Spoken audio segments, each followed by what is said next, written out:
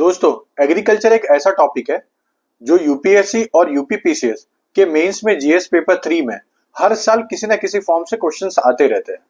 लेकिन aspirants confuse रहते हैं कि कहाँ से पढ़े, कैसे पढ़े, करंट अफेयर को कैसे कवर करे, स्टैटिक को कैसे कवर करे, या पीवाईक्यू से सीधा एक मॉडल आंसर बना के उसको ही याद करके चले जाए। तो आज के इस वीडियो में मैं आपके सामने एक कंप्लीट फ्रेमवर्क प्रोवाइड करूंगा कि कैसे एक आंसर को फॉर्म किया जाता है, कैसे पीवाईक्यू को हम कवर करेंगे थ्रू माइंड मैप के थ्रू पे कि कब कब क्या क्या कैसे पूछा गया। साथ ही में मैं खुद की एक डायग्राम के थ्रू पे हर एक टॉपिक्स के ऊपर एक डायग्राम भी आपको मिलता रहेगा। क्रॉपिंग पैटर्न, इरिगेशन के ऊपर सबसे पहला आपका रहेगा ये, और इसमें हर एक बेसिक चीजों को कवर किया जाएगा कि कैसे आपका एक कॉन्सेप्ट भी बिल्डअप होगा। इसी के साथ दोस्तों, हमने कर्म योद्धा बैच लॉन्च किया है मेंस की। यहाँ पे आपको डेली एक मेंस का आंसर राइटिंग भी करने मिलता है, डेली प्रीलिम्स का रिवीजन भी होता है, ठीक है। और ये बैच अभी 3 मंथ तक पूरा फ्री रहेगा, तो इसमें यूपीएससी और यूपीपीसीएस दोनों के लिए। चलिए सबसे पहले टॉपिक्स पे हम स्टार्ट करते हैं कि पीवाईक्यू को कैसा देखा जाएगा। देखिए, क्रॉपिंग पैटर्न एंड इरिगेशन, ठीक है। अब दोनों चीज अलग अलग क्यों है ये आपको नहीं पता है, तो देखिए मैं अभी आपको सब बताऊंगा, ठीक है। तो मेजर टू इंप्रूव क्या क्या रहेंगे, 2020 के यूपीएससी के क्वेश्चंस पेपर में पूछा है। वाटर कंजर्वेशन 2020 के क्वेश्चंस पेपर में पूछा है। इंटीग्रेटेड फार्मिंग सिस्टम पूछा है 2022 में, 2019 में, ठीक है। फिर ये चेंजेस इन क्रॉपिंग पैटर्न्स या चेंजेस इन क्रॉपिंग सिस्टम्स में पूछा गया 2023 में। इवन आज के इस लेक्चर में हम ये भी बात करेंगे क्रॉपिंग पैटर्न और क्रॉपिंग सिस्टम के बीच में क्या डिफरेंस है, ठीक है। इसी के साथ में क्या है, major reason for declining rice and wheat.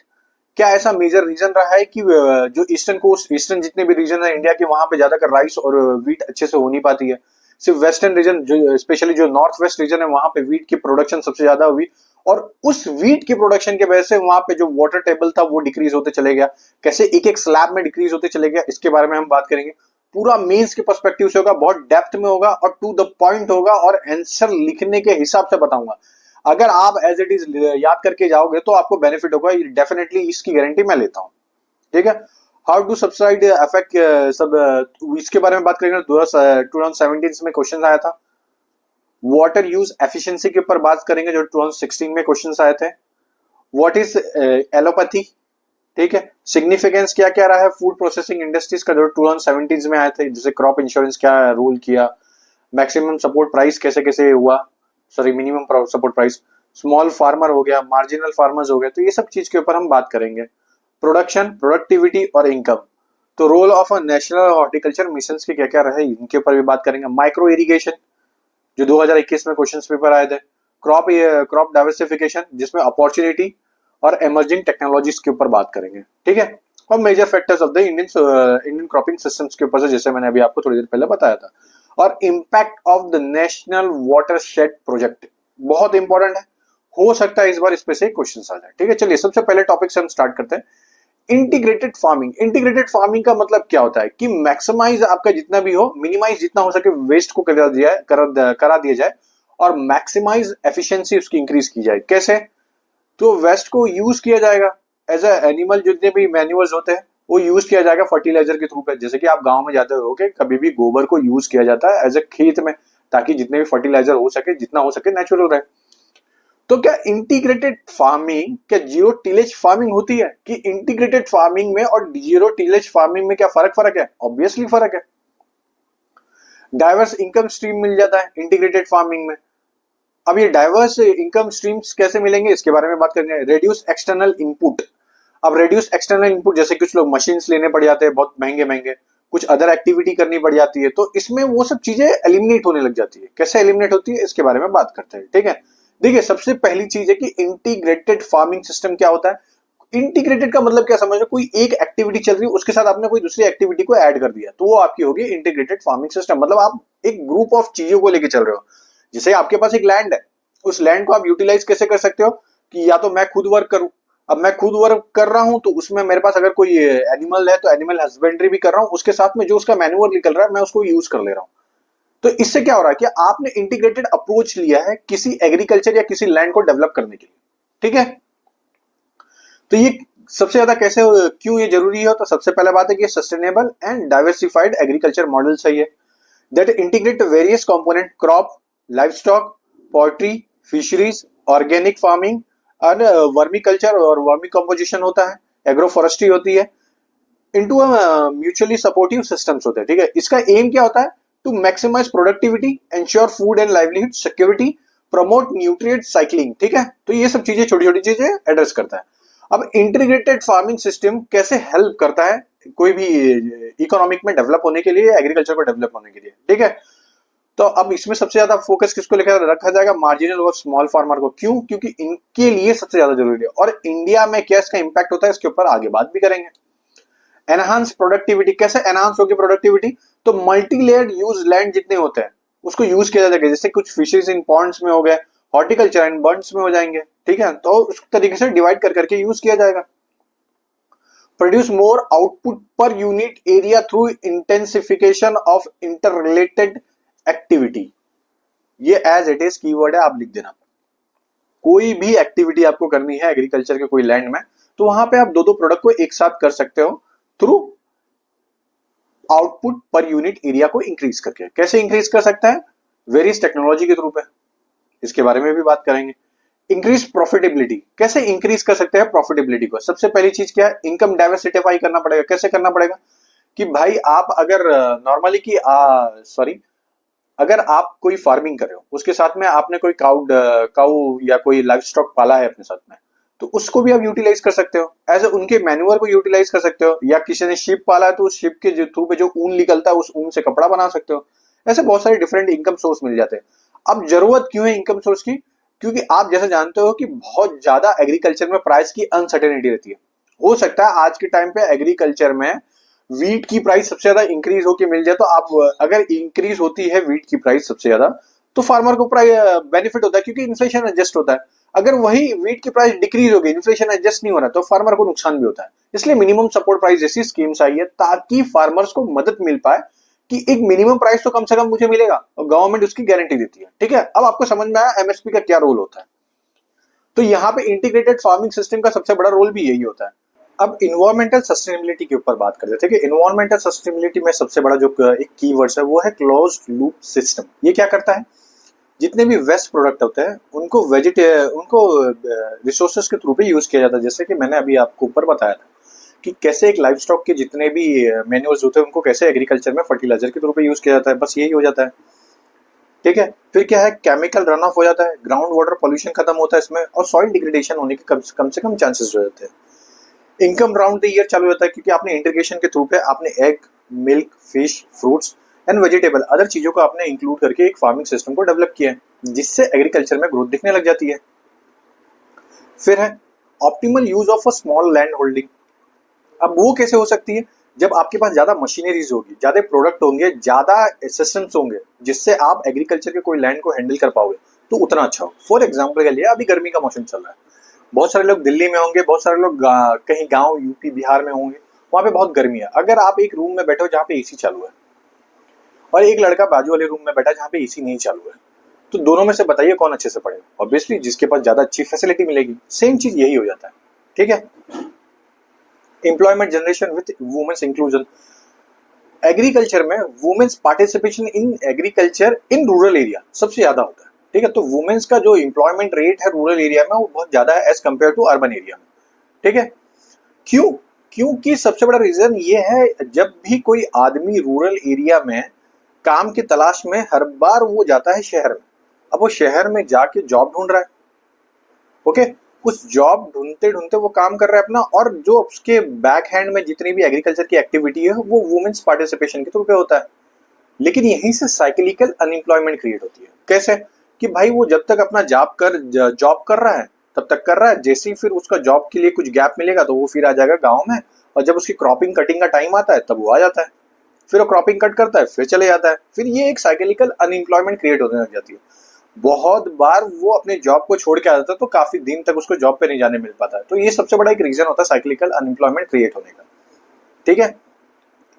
अब वुमेन्स में सबसे बड़ा क्या चीजें पार्टिसिपेट और बहुत ज्यादा आजकल के टाइम पे सुना देता है? वुमेन्स फार्मर प्रोड्यूसर ऑर्गेनाइजेशन, ठीक है। इसी के नाम पे एक बहुत बड़ी स्कीम भी लॉन्च हुई थी, ठीक है। उस स्कीम के बारे में मुझे जरूर बता देना आप। अब चलते हैं डिसएडवांटेजेस क्या है इसके, चैलेंजेस क्या है। सबसे पहला डिसएडवांटेज है कि इनिशियल इन्वेस्टमेंट इंफ्रास्ट्रक्चर डेवलपमेंट करना पड़ता है। कि पॉन्ड डेवलप कर रहे हो आप, शेड्स एरिया डेवलप कर रहे हो, तो उसमें इन्वेस्टमेंट करना पड़ता है, मशीनरी लेनी पड़ती है, तो जिसके वजह से ज्यादा इन्वेस्टमेंट और कॉस्टली ये हो जाता है। कॉम्प्लेक्स मैनेजमेंट सिस्टम्स होते हैं, जिसमें क्या होता है, farmer must manage multiple enterprises simultaneously, require a skill and labour force. ठीक है, तो कॉम्प्लेक्स मैनेजमेंट होता है, सिस्टम होता है, तो मैनेजमेंट सिस्टम में क्या चाहिए आपको, स्किल चाहिए और प्रॉपर एक लेबर सिस्टम चाहिए। Knowledge and skill gap, still 30% of जो फार्मर्स है दे डोंट नो कि व्हाट इज प्राइम मिनिस्टर फसल बीमा योजना। ठीक है, तो काफी लोग ये लेना इसलिए नहीं चाहता है क्योंकि हमारा नुकसान हो जाएगा, क्यों अननेसेसरी पैसा डालना। तो प्राइम मिनिस्टर फसल बीमा योजना का क्यों ये सक्सेसफुल ज्यादा नहीं हो पा रहा है, इसका सबसे बड़ा रीजन है knowledge gap between the farmer. Credit market linkages होनी चाहिए, access to institution credit and market for a diversification output remain hurdles. तो क्रेडिट मार्केट लिंकेजेस में होने का सबसे बड़ा बेनिफिट ये रहता है कि कोई भी एक जो भी हमारे यहाँ पे लोकल बैंक होगी जो अवेलेबल होगी, वो फार्मर को इजी लोन प्रोवाइड कर सके, तो इसके लिए एक इनिशिएटिव लेनी चाहिए गवर्नमेंट को हमेशा। क्रेडिट मार्केट लिंकेजेस हो जाएगी।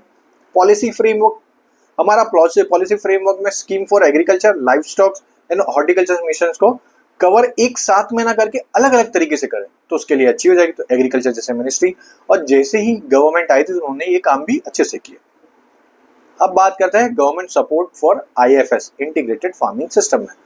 तो एक तो सेंट्रल स्पॉन्सर्ड स्कीम्स के थ्रू पे और सेंट्रल सेक्टर स्कीम के थ्रू पे। सेंट्रल स्पॉन्सर्ड स्कीम में जैसे आप जानते हो कि स्टेट का और सेंट्रल का पार्टिसिपेशन एक साथ होता है।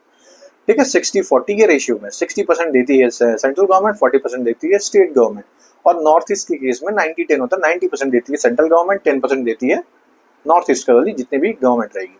ठीक है, तो राष्ट्रीय कृषि विकास योजना में क्या होता है, provide support integrated agriculture project at the state level. ठीक है, फिर क्या है, national mission on sustainable agriculture NMS है। ये क्या करता है, ये adoption of a climate resilient practices, जो जितने भी क्लाइमेट रेजिलिएंट एग्रीकल्चर होती है उनको सपोर्ट करता है। कैसे सपोर्ट करता है कि आपके पास कोई एक लैंड है, उस लैंड पे आपने मैन्युअर यूज किया, उसी लैंड पे आपने अपनी तरफ से कुछ मशीनरी यूज की जो आपके पास थी, जिसमें बहुत कम ईंधन या कोई भी बहुत कम फ्यूल्स लग रहा है, तो आपने एक सस्टेनेबल वे पे फार्मिंग करने चालू कर दी। परंपरागत कृषि विकास योजना में भी सेम चीज होती है, ऑर्गेनिक फार्मिंग सिस्टम होती है, बस कॉस्टली होती है। क्यों? क्योंकि एंशिएंट सिविलाइजेशन में जाना और उस प्रैक्टिस को अब जाके इंप्लीमेंट करना काफी कॉस्टली होता है। मतलब आपको ये समझना पड़ेगा, पहली वही चीज बहुत आसान थी, बहुत सस्ती थी, धीरे धीरे जैसे जैसे मैकेनाइजेशन होने लगा, हमें लगा कि हम सस्ते दौर पे जा रहे हैं, लेकिन वो मैकेनाइजेशन कॉस्ट बढ़ते चले गया। एग्रीकल्चर की ये सबसे बड़ी खूबी रही है। ठीक है, अब सेंट्रल स्पॉन्सर्ड स्कीम के ऊपर चलते हैं, सेंट्रल सेक्टर स्कीम्स के ऊपर चलते हैं। देखिए, सेंट्रल सेक्टर स्कीम्स का निकालने का सबसे बड़ा मोटिव क्या रहा है, as a agriculture state policy हमेशा से रही है। और एग्रीकल्चर को स्टेट पॉलिसी रखने का जो सबसे बड़ा रीजन ये था कि आप हर एक स्टेट लेवल पे हर जगह पे एग्रीकल्चर अपने हिसाब से चेंज होता है। ठीक है, जैसे फॉर एग्जांपल कि यूपी में उधर का लैंड सिस्टम अलग है, साउथ इंडिया में लैंड सिस्टम अलग है, वेस्ट में अलग है, तो ईस्ट में अलग है। तो जिसके बेस से सेंट्रल गवर्नमेंट ने अपनी तरफ से ये बातें तो इंश्योर कर दी कि अब जो भी एग्रीकल्चर के सिस्टम्स होंगे वो हमेशा उस स्टेट गवर्नमेंट के हिसाब से डिसाइड होगा, ताकि वहां की डाइवर्सिटी वहां पे एड्रेस की जा सके। हो सकता है नॉर्थ इंडिया में गेहूं और चावल पे ज्यादा फोकस किया जा रहा है, मगर साउथ इंडिया में गेहूं पे नहीं किया जा रहा है, तो वहां का कल्चर गेहूं के हिसाब से डेवलप हो रहा है, ना कि यहाँ के कल्चर के हिसाब से। ऑल तो ये सब वेस्टर्नाइज फूड है, मगर तब भी इस कल्चर, हमारी कल्चर सिर्फ लिंग्विस्टिक बेस पे नहीं है, हमारे क्रॉपिंग पैटर्न से भी डिसाइड होती है। ठीक है, हर कोर्स हर कुछ डिस्टेंस के बाद पे अपना फूड कल्चर भी चेंज होता रहता है। तो नेशनल लाइफ स्टॉक मिशन आता है सेंट्रल सेक्टर स्कीम्स में, focus on integrated development of a life stock including the fodder and poultry. ठीक है, फिर इंटीग्रेटेड हॉर्टिकल्चर डेवलपमेंट मिशंस में एनकरेज करता है इंटरक्रॉपिंग एंड एग्रोफोरेस्ट्री सिस्टम्स में। एग्रोफोरेस्ट्री सिस्टम सिंपल चीज है, आपके पास खेत है, इस खेत में पेड़ है, इस पेड़ से भी आपने कुछ ना कुछ करना चालू कर दिया और अगर अदर चीजें करने लग गए। ठीक है, सब मिशन ऑफ एग्रोफोरेस्ट्री हो गया था। अब चालू करते हैं इंटरनेशनल प्रैक्टिसेस कौन कौन सी कहाँ पे होती है। देखिए, चाइना में बड़ा एग्जांपल, अच्छा example, rice fish duck system China में इंट्रोड्यूस हुआ था। इसमें क्या था, duck control the pest and fish help the manage algae. Integrated farming system model are integrated with eco farming and rural entrepreneurship. ठीक है, कीवर्ड है, एज इट इज याद कर लीजिए, eco farming and rural entrepreneurship.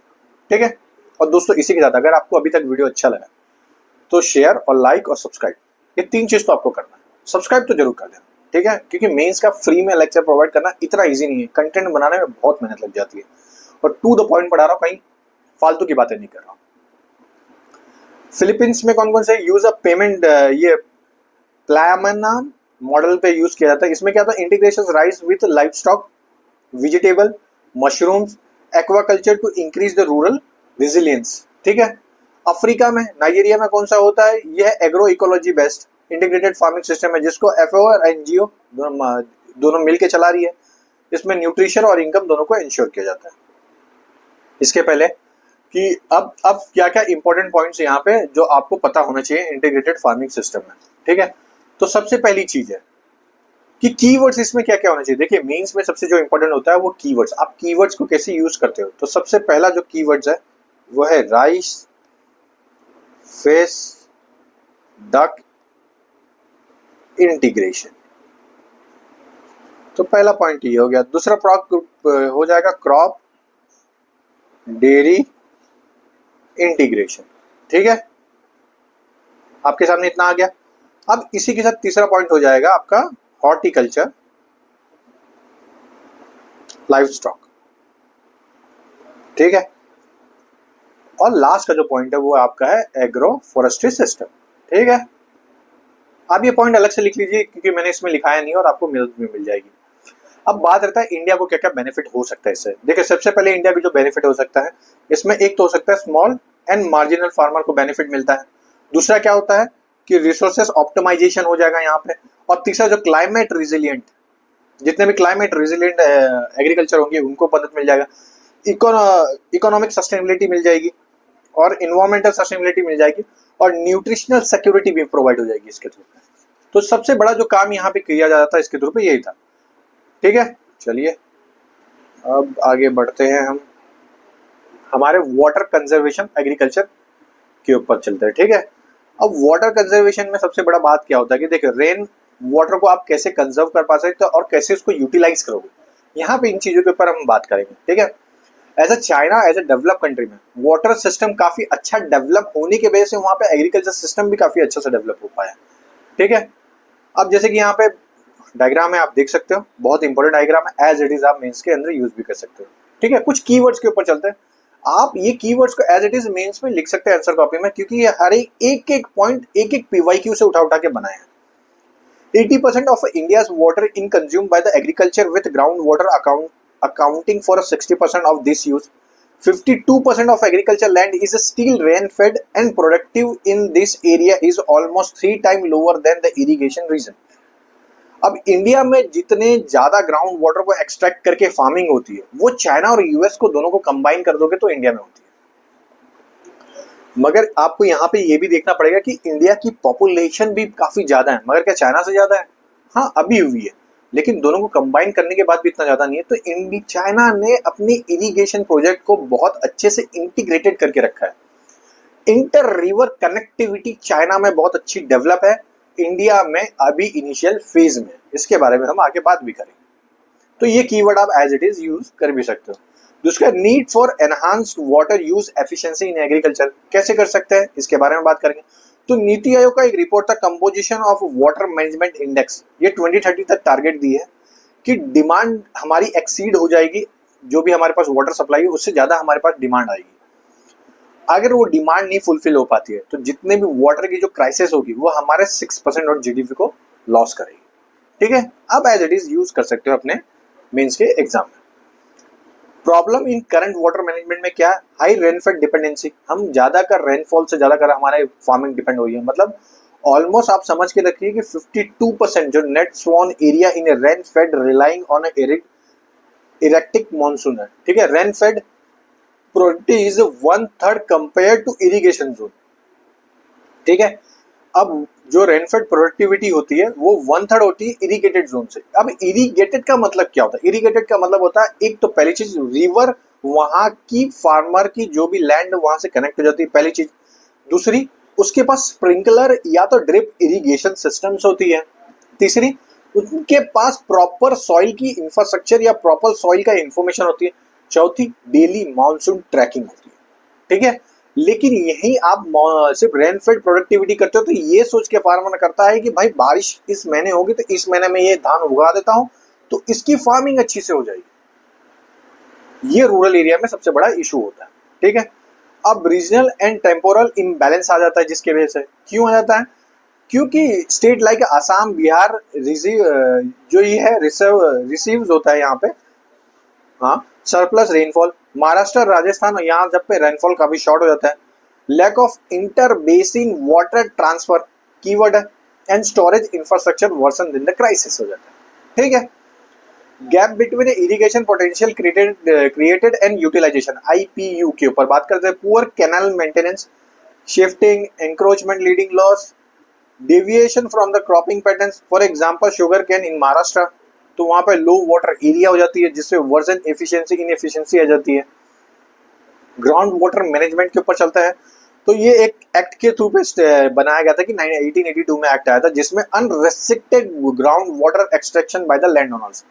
तो जितने भी land owners है उनके ऊपर कोई रिस्ट्रिक्शन नहीं निकलता है कि आप जाके भाई कितना भी ग्राउंड वाटर से पानी निकाल लीजिए। गांव में ये होता भी है, आपने अपना टिब्बू लगा दिया, आपने कुछ अपना मोटर लगा दिया, फिर आप भाई पानी निकाले जा रहे हो। अब बात है कि आपको फ्री इलेक्ट्रिसिटी मिल गई, आपके ऊपर कोई रिस्ट्रिक्शन में लग रहा है कि आप ग्राउंड वाटर निकाल पाए। इससे क्या जो वाटर टेबल होती है, वाटर टेबल का कहने का मतलब है हर एक लेयर में वाटर अवेलेबल होती है, हर एक बॉक्स के फॉर्म में। फॉर एग्जाम्पल के लिए ये एक बॉक्स है, ये एक बॉक्स है, ये एक बॉक्स है, ये बॉक्स है, 1 2 3। अब ये बॉक्स हो सकता है 140 मीटर्स में हो या 140 फीट में हो या 150 फीट में हो, 160 फीट में। ओवर टाइम के बाद वो किए गया कि अब ज्यादातर एरिया में 150 मीटर या 150 फीट में आपको पानी मिलने लग गया। तो इससे एक वाटर टेबल तो खराब हो रही है। तो वाटर टेबल इसलिए खराब हो रही है, ठीक है, क्यों? क्योंकि सबको पंप मिल गया है एक टिब्बुल या तो कोई मशीनरी के रूप है और उसका कोई इलेक्ट्रिसिटी, फ्री इलेक्ट्रिसिटी उसकी वजह से उनको पुश मिल गया है।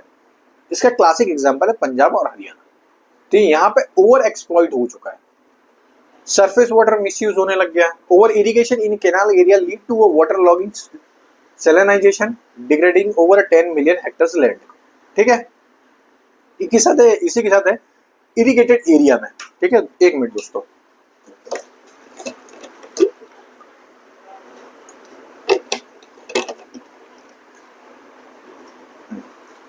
अब इरिगेटेड एरिया में एक IPC और IPU गैप होता है।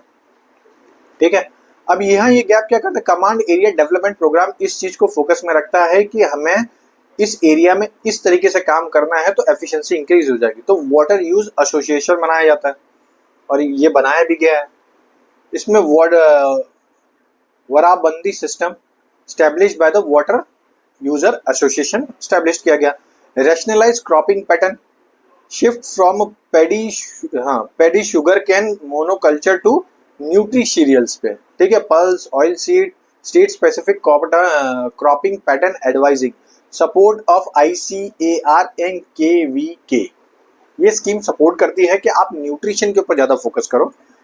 Promote micro irrigation, drip irrigation, sprinkler system से आप करोगे तो आपका 40 to 60% क्या होगा, आपका वाटर सेफ होगा, मतलब रिड्यूस हो जाएगा 40 to 60% water usage.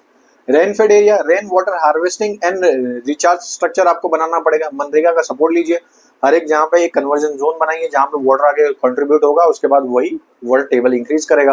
Water shade development करवाना चाहिए।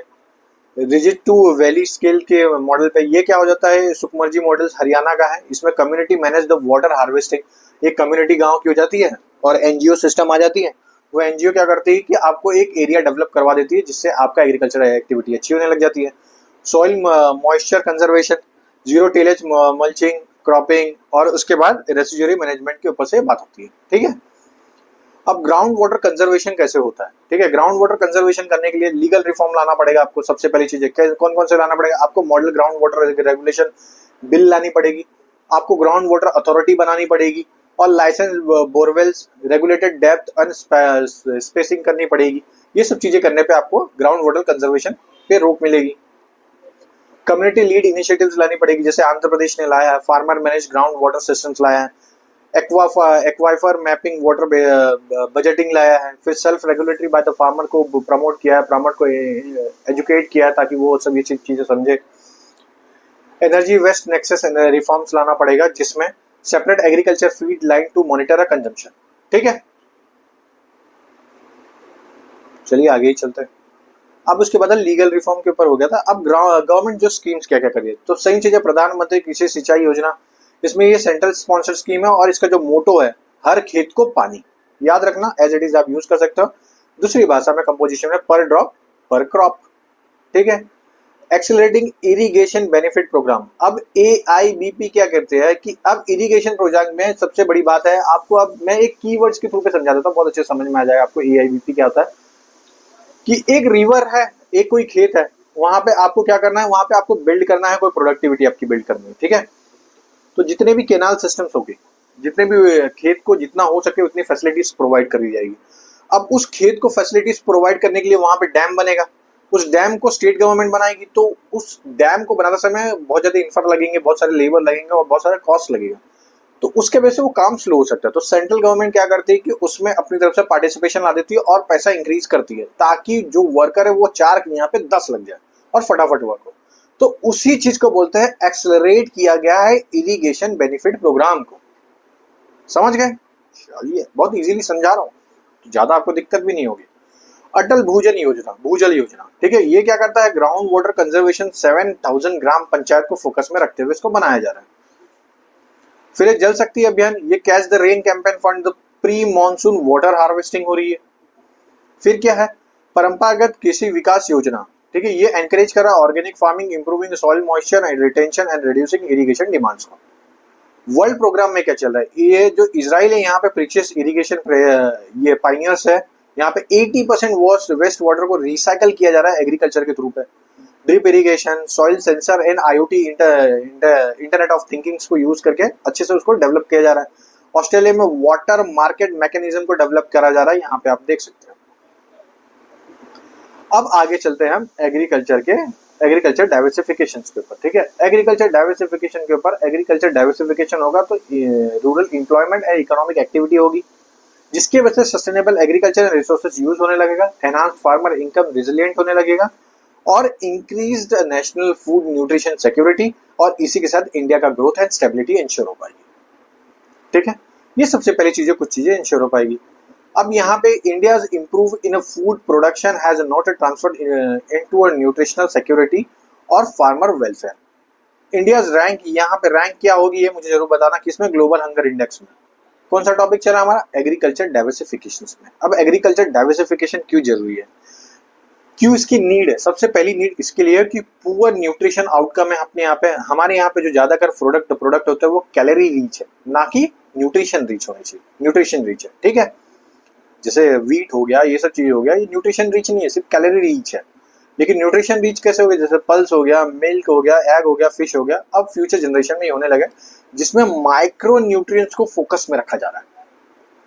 ठीक है, for example, national family health survey show high rate of anaemia in women 57%, stunt children 35%, indicating a poor diet diversity है।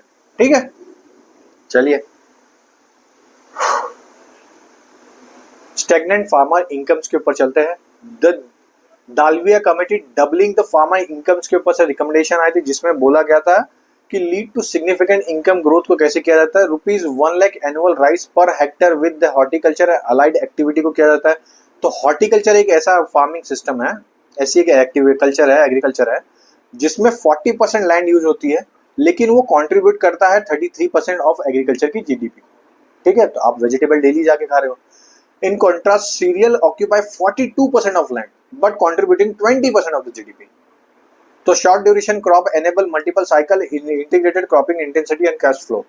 इसके थ्रू पे आप इस तरीके से समझ सकते हो कि आपने अगर गेहूं उगाया तो उसके साथ कोई हॉर्टिकल्चर वाली कोई प्रोडक्टिविटी भी करो, ताकि उसके साथ आपको कम लैंड पे ज्यादा प्रोडक्टिविटी मिलती है और उसके साथ आपकी ज्यादा कमाई भी होती है। ठीक है, अब क्लाइमेट रेजिलिएंट एंड सस्टेनेबिलिटी आपको इंश्योर करनी पड़ेगी, इसके बारे में हमने बहुत बात कर लिया। Government initiative and supporting diversification के ऊपर बात करते हैं, तो नेशनल मिशन ऑन हॉर्टिकल्चर, तो फ्रूट, वेजिटेबल्स, स्पाइसेस, फ्लावर्स और जितने भी subsidies for the cold chain, pack house and market linkage, ये सब करवा के मिलता है नेशनल मिशन ऑन हॉर्टिकल्चर के ऊपर। राष्ट्रीय Gokul mission and national live stock mission पे क्या आता है, ब्रीड इंप्रूवमेंट करवाया जाता है, फूड डेवलपमेंट करवाया जाता है, डेयरी इंफ्रास्ट्रक्चर सपोर्ट प्रोवाइड किया जाता है। पीएम मत्स्य संपदा योजना, मत्स्य से आपको समझ में आएगा फिशरीज डिपार्टमेंट के ऊपर से। Integrated development inland and marine outland fisheries के ऊपर से बात हो रही है। PM formalisation of a micro food enterprises, PMFME, support the value addition and processing specially fruit vegetable and dairies. Value addition कैसे प्रोवाइड कर सकते हो फ्रूट्स में या वेजिटेबल में, उसकी पैकेजिंग अच्छे से कर दो, उसके थ्रू पे कोई प्रोसेस फूड्स बना दो तो ज़्यादा अच्छे से हो जाता है। सब mission on agroforestry and bamboo mission के ऊपर, प्रमोट क्लाइमेट स्टार्ट डाइवर्सिफिकेशन के ऊपर से बात हो रही है, ठीक है। Millets promotes promotion diversify away from the water intensity cereal nutrition cereal like jowar, bajra, ragi और रबेंड और श्री अन्न, ठीक है। चलिए अब चालू करते हैं माइक्रो इरिगेशन के ऊपर, ठीक है। माइक्रो इरिगेशन बहुत बहुत बारीक सा सब्जेक्ट है और बहुत अच्छे से आपको पता भी होना चाहिए कि माइक्रो इरिगेशन का जो सिग्निफिकेंस है वो इस पर्सपेक्टिव में कि ओवर एक्सप्लोइटेशन और इनएफिशिएंट यूजेस को कम करता है। Micro irrigation include drip irrigation, sprinkler systems को डेवलप करवाता है, सस्टेनेबल सोल्यूशन को इंश्योर करता है और optimise use of water, optimisation water use को एफिशिएंट करवाता है, एनहांसिंग प्रोडक्टिविटी और रिड्यूस इन्वायरमेंटल इम्पैक्ट को करता है, ठीक है। इतना समझ में आया दोस्तों? चलिए आगे चलते हैं, माइक्रो इरिगेशन पे बात करते हैं थोड़ा।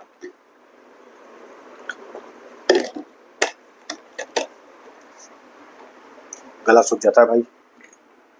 चलिए, इंपॉर्टेंट फॉर माइक्रो इरिगेशन के ऊपर बात करें तो water efficiency, traditional method have a water use efficiency of 30 to 40%, while drip irrigation reached up to 85 to 90%।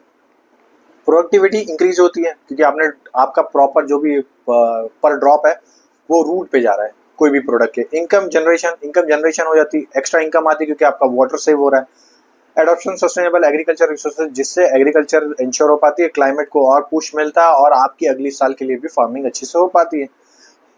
फिर उसके बाद fertigation advantage, allow the precious and effective fertilisation deliveries होती है। Type of micro irrigation, drip होती है, sprinkler होती है, सब सरफेस पाइपलाइन होती है और central pivotal circulatory movement for a sprinkler large इन्फॉर्मा और वो हो जाती है आपके हिसाब से, आप देख सकते हो।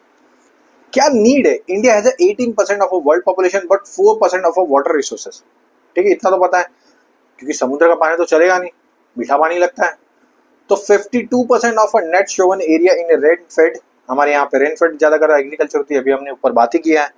Water stress affected productivity, ground water is depleting rapidly specially in Punjab, Haryana, Rajasthan. क्यों? क्योंकि वहां पे किसकी फार्मिंग हो रही है? वीट की और राइस की। तो वह उस राइस और वीट की फार्मिंग से क्या हो गया? उसमें वाटर सबसे ज्यादा लगता है और एक्सट्रैक्ट हो रहा है। क्यों? क्योंकि लाइट फ्री है तो पंप के थ्रू पे निकाल ले रहे हैं। गवर्नमेंट इनिशिएटिव्स कौन कौन से लिए गए? तो प्रधानमंत्री कृषि सिंचाई योजना, ठीक है, प्रधानमंत्री कृषि सिंचाई योजना के थ्रू पे इंट्रोड्यूस किया गया है कृषि सिंचाई योजना। पर ड्रॉप मोर क्रॉप पर बात की। माइक्रो इरिगेशन प्रोजेक्ट में नाबार्ड इसके अंदर मदद करता है 5,000 करोड़ का, offers 3% interest subvention to a state for micro irrigation projects में। अब इंटरेस्ट सबवेंशन ये होता है कि 3% तक अगर आपने कोई लोन लिया है तो उसमें नाबार्ड आपकी हेल्प कर देगा, कितने? 3% तक में। अदर स्कीम्स कौन कौन सी है? National mission for sustainable agriculture, NMSA, और निरांचल नेशनल वाटरशेड प्रोजेक्ट भी है, जल युक्त शिव है, फिर उसके बाद मिशन काकतिया है और बुरगांव, ऐसे करके जितनी भी स्कीम है सब में यहाँ पे इंट्रोड्यूस हुआ है। इंटरनेशनल बेस्ट प्रैक्टिसेस कहाँ में? इजराइल में, चाइना में, यहाँ पे एग्जांपल दिया, आप देख लीजिए। कंक्लूजन बहुत अच्छा है, एज इट इज को याद कर लीजिए, जाके पुट कर देना। अब क्रॉपिंग पैटर्न इन इंडिया और क्रॉपिंग सिस्टम इन इंडिया, ये दो को हम करा के फिर इस लेक्चर को खत्म कर देते हैं, ठीक है। बहुत बेसिक सा ही है, ज्यादा टाइम भी नहीं लगेगा। हाँ, ये दोनों को हम खत्म करवा देते हैं, बस 5 मिनट बस सुन लीजिए, आपका मेंस का एक सबसे बड़ा टॉपिक खत्म हो जाएगा, ठीक है। हमारी तरफ से आपको फ्री में प्रोवाइड भी किया जा रहा है, तो आप देखते रहिए। जिन्होंने ये पूरा लेक्चर देखा उनको इसकी क्वालिटी पता चलेगी, ठीक है। चलिए क्रॉपिंग पैटर्न्स के ऊपर चलते हैं। तो यहाँ पे डायग्राम आपको बहुत जल्दी मिल जाएगा, यहाँ पे आपको डायग्राम नहीं दिख रहा है मगर आपको प्रोवाइड करवा दिया जाएगा, आप टेंशन थोड़ा भी मत लीजिए। A cropping pattern refers to the yearly sequence and जितने भी अरेंजमेंट होते हैं cropping of a pieces of land over the given period of time. अब ये आपको इंट्रोडक्शन आपको पता चल गया। अब क्या क्या होता है? एग्रोनॉमिक और टेक्निकल फैक्टर्स क्या क्या होते हैं? सॉइल एंड क्लाइमेट होता है जिसमें types, fertility, drainage, temperature, rainfall, humidity सब कुछ चेक होती है। Irrigation facilities, access to water influence the crop choice में। Input availability, fertiliser, seed technology, agroclimatic और उसके बाद creditability. Pest and disease risk क्या आता है, क्रॉप स्पेसिफिकेशन वल्नरेबिलिटी को इंश्योर किया जाता है। पोस्ट हार्वेस्टिंग फैसिलिटी क्या है, storage, processing, handling and impact decision किया जाता है। Management of practices, scientific method और मैकेनाइजेशन है। लेबर अवेलेबिलिटी क्या है, manual, crop and abundant labour है। इकोनॉमिक फैक्टर यहाँ पे दिया, आप देख लीजिए, कोई बहुत बड़ी चीज नहीं जो मेरे को ये समझाना पड़ जाएगा, ठीक है। हाँ, कुछ कीवर्ड है जैसे फार्मर क्रिटिक, ये फार्मर क्रिटिक फैक्टर्स क्या क्या हो सकते हैं। तो सबसे पहला क्या, स्मॉल लैंड होल्डर्स जितने हैं अपनी इंडिया में 85% प्रेफर लो रिस्क क्रॉप है, हाउस होल्ड फूड। आप सबको पता है कि लो रिस्क कैसा होता है, कि कभी कभार आपने देखा होगा कि गांव में अगर कोई एक आदमी ने फॉर एग्जांपल की मस्टर्ड ऑयल की फार्मिंग कर रहा है, तो एक आदमी को दिख गया कि भाई ये प्रॉफिट कर रहा है, तो अब पूरा गांव उसी में लग जाएगा मस्टर्ड ऑयल में करने में, भले उनको ये नहीं पता कि उससे नुकसान भी कितना हो रहा है। या कोई वीट उगा रहा है तो पूरा गांव वीट में लग जाएगा कि भाई हाँ वो इतना कमा रहा तो मैं भी कमा सकता हूँ। नो डाउट है, हो भी सकता है, लेकिन उससे आप अपने खेत का और अपने लैंड का सबसे ज्यादा डिग्रेड करवा दे रहे हो, ठीक है। अब आगे चल जाते हैं। लिटरेसी एंड अवेयरनेस फैलानी पड़ेगी कि आपको कैसे कोई भी प्रोडक्ट को यूज करना है आपके लैंड के अकॉर्डिंग, मतलब आपके सॉइल के अकॉर्डिंग, सॉइल किस किस चीज को कैसे अडॉप्ट कर रहा है। ओके, चलो। फाइनेंशियल कंडीशन क्या होता है, high value crops and need capital चाहिए रहती है। फिर मैन्योर क्रॉपिंग होगी, अरे सॉरी मोनोक्रॉपिंग होगी जिसमें एक ही क्रॉप लिया। मिक्स क्रॉपिंग में दो या दो से ज्यादा क्रॉप को लिया जाता है। इंटर क्रॉपिंग होगी, टू और मोर क्रॉप्स को नॉट मिक्स नहीं करते, अलग अलग करते, जैसे शुगर कैन और ऑनियन को अलग से कर देंगे, मेज को और सोयाबीन को, ये दोनों को ऐसे इस तरीके से कॉम्बिनेशन बना के किया जाता है। रिले क्रॉपिंग होती है, ये second crop shown before the first in harvest, जैसे ग्राम उठाया तो फिर लेटिन और पी फिर उसके साथ लगाते रहता है, ऐसे करते चलता रहता है। क्रॉप रिटेंशन देखा जाता है कि crop change in the sequence of soil health, की देखा जाता है कि पैडी के बाद में वो वीट लगा दूंगा, वीट के बाद पल्स लगा दूंगा, पल्स से क्या होता है, नाइट्रोजन, सॉइल में नाइट्रोजन स्टोर हो पाता है। भाई समझो, थोड़ा तो साइंस पढ़ो, वैसे तो मेरी भी अच्छी नहीं है मगर ठीक है। राइस बेस्ड सिस्टम पे चलता है जिसमें रिले क्रॉपिंग और मिक्स वर्टिकल क्रॉपिंग में, मिक्स वर्टिकल क्रॉपिंग में सबसे बड़ा जो फायदा होता है वो होता है जो राइस होती है और डीप वाटर राइस होती है वेस्ट बंगाल में, वहां पे उनको बेनिफिट मिल जाता है। मेज बेस्ड पे क्या होता है, हिल एंड सेंट्रल एरियाज में ज्यादा कर आपको दिखेगा। कॉटन बेस्ड पे गुजरात और महाराष्ट्र है। वीट ग्राम और नॉर्थ और सेंट्रल इंडिया है और नॉर्थ वेस्टर्न वाला है। राबी ज्वार बेस्ड पे आपको पता ही है। गवर्नमेंट स्कीम कौन कौन सी है, प्रधानमंत्री कृषि सिंचाई योजना ऊपर पढ़ लिया है, माइक्रो इरिगेशन प्रोजेक्ट इसके ऊपर भी पढ़ लिया, नेशनल फूड सिक्योरिटी मिशन के ऊपर भी पढ़ लिया है, राष्ट्रीय कृषि विकास योजना के ऊपर भी पढ़ लिया है, यहाँ तक कि परंपरागत कृषि विकास ऑर्गेनिक फार्मिंग पता है ना। चलिए, issue and existing cropping patterns के ऊपर सबसे पहले लार्जली डोमिनेटेड होता है, कोई भी एक क्रॉप को पकड़ के या दो तीन क्रॉप को पकड़ के हम ही कर रहे हैं। राइस वीट साइकिल जैसा भी आपको बताया। Decline ground water level obviously होगा, एक पैटर्न को आपने पकड़ लिया है और राइस और वीट से कर रहे हो तो जिसके वजह से ये होने रहता है। क्रॉप डाइवर्सिफिकेशन नहीं हो पा रही है जिसकी वजह से सबसे ज्यादा नुकसान भी हो रही है। इकोलॉजिकल इम्बैलेंस हो रहा है क्योंकि आप एक ही प्रोडक्ट को बार बार उगा रहे हो, उससे लैंड डिग्रेड हो रहा है, रन ऑफ हो जा रहा है, आप केमिकल यूज कर रहे हो। पोस्ट हार्वेस्ट इंफ्रास्ट्रक्चर इंडिया में प्रॉपर डेवलपमेंट है जिसको डेवलप करने के लिए बहुत सारी एक्टिविटी की जा रही है। प्रोक्योरमेंट सपोर्ट दिया जा रहा है कि हर एक को कोल्ड स्टोरेज प्रोवाइड किया जाए हर जगह पे, ताकि ये हो पाएगा। सजेस्टेड क्या क्या है, अब बुराई तो कर दी है, अब सजेस्ट क्या, दलवैया कमेटी ने रिकमेंडेशन दिया है कि जितने भी माइक्रो इरिगेशन 2.5 मिलियन हेक्टेयर में आप माइक्रो इरिगेशन को इंट्रोड्यूस करिए, पॉन्ड्स को, टैंक को, लिफ्ट सिस्टम को, ताकि वहां पे ज्यादा करिए डेवलप हो पाए। रिफॉर्म एमएसपी पॉलिसीज में extended to millets, pulse and oil seeds को। Mandatory MI for micro irrigation for the water grazing on crops को, कैसे sugarcane special loan scheme provide करना कि स्मॉल और मार्जिनल फार्मर्स को स्पेशल लोन दिया जाएगा जिससे उनका बचत होगा तो वो आगे बढ़ पाएंगे।